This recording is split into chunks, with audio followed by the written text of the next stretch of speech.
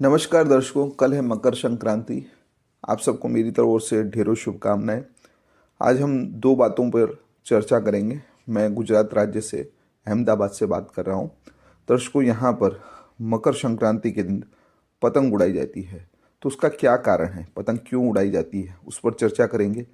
वह पतंग उड़ाने को लेकर धर्म और पुराणों में क्या उल्लेख मिलता है, ये दो विषय आज चर्चा के हैं जो मैं आप सबके सामने प्रस्तुत करूंगा।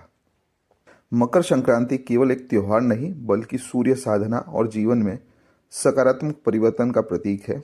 इस दिन सूर्य देव मकर राशि में प्रवेश करते हैं और उत्तरायण यात्रा आरंभ करते हैं। यही कारण है यह पर्व सनातन धर्म में अत्यंत शुभ माना गया है।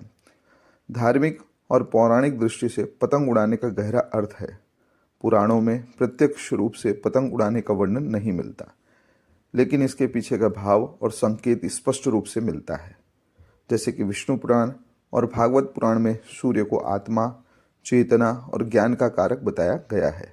मकर संक्रांति के दिन सूर्य की किरणें पृथ्वी पर सीधी और शुद्ध मानी जाती हैं। इसी कारण इस दिन सूर्य की ओर देखना, खुले आकाश में रहना और ऊपर की दिशा में चित्र लगाना अत्यंत पुण्यकारी माना गया है। पतंग उड़ाते समय मनुष्य की दृष्टि और चेतना ऊपर आकाश की ओर जाती है। यह प्रतीक है कि व्यक्ति अपने जीवन की नकारात्मकता, आलस्य और अज्ञान को छोड़कर ऊंचाई की ओर बढ़ रहा है। यह एक प्रकार की अनजानी साधना है जिसमें मन, नेत्र और प्राण सूर्य से जुड़ते हैं।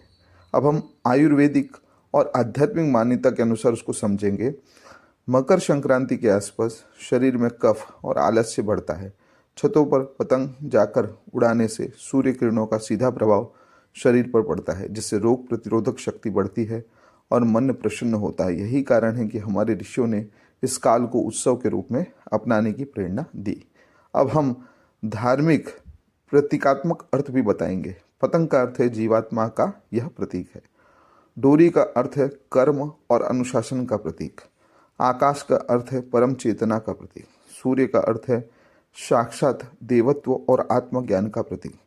जब पतंग आकाश में उड़ती है तो यह संकेत देती है कि यदि कर्म की डोरी संतुलित रहे तो जीवात्मा ऊंचाइयों को छू सकती है। इस प्रकार मकर संक्रांति पर पतंग उड़ाना केवल मनोरंजन नहीं बल्कि सूर्य साधना, सकारात्मक ऊर्जा ग्रहण, अपने और जीवन को ऊंचे उद्देश्य की ओर मोड़ने की सनातन परंपरा है। धन्यवाद दर्शकों।